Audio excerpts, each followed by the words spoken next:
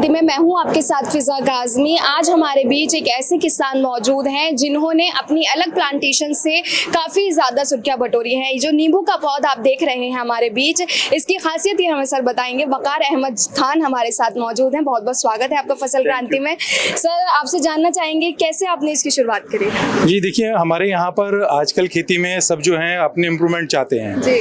और जो हमारी परंपरागत खेतियाँ चल रही हैं उसमें हमारा इम्प्रूवमेंट या हमारी पैसे की अर्निंग नहीं हो रही है। तो अब हमें परेशानी हो रही थी कि हमारे यहाँ आवारा पशु, बंदर और नीलगाय, इनसे बहुत ज़्यादा हम परेशान हैं। कोई भी फसल लगाते हैं उसमें सब में नुकसान पहुँचाते हैं। तो अभी हमें फिर हमारे एक डॉक्टर HS सिंह हैं लखनऊ में, उन्होंने बताया कि आप नींबू का बाग लगाइए, उसमें आपको हेल्प मिलेगी।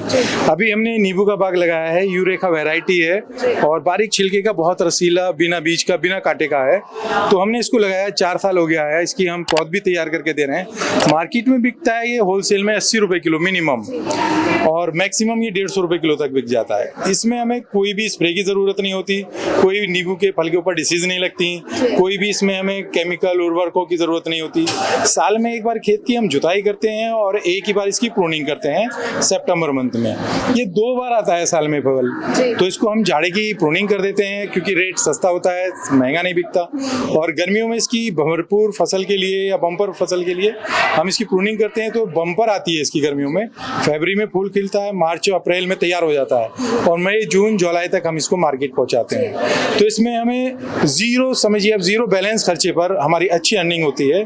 साथ ही साथ हम इन पौधों पे ग्राफ्टिंग करते हैं और अदर दूसरे किसानों को भी देते हैं। इससे हमें फायदा ये हुआ है कि हमारे जिले का नाम, मेरा नाम, मेरे गाँव का नाम, आगे वाले जो 11-12 स्टेट हैं उनमें मेरा नाम हो रहा है कि हमारे यहाँ से ऐसी प्रजाति है जो हम दूसरे किसानों को दे रहे हैं और किसान उसको लगा रहे हैं और उसमें अपना मुनाफा कमा रहे हैं। वकार जी, बहुत ही अच्छी बात है, लेकिन हम आपसे ये भी जानना चाहेंगे, जो किसान आपसे जुड़ना चाहते हैं या पौध का इस्तेमाल करके वो भी कुछ नया शुरू करना चाहते हैं, तो आप उन किसान भाइयों को क्या संदेश देना चाहेंगे? जी देखिए, मैं वही बतलाना चाहूँगा आपको कि जैसे कि आज किसान सबसे ज्यादा परेशान है जानवरों से।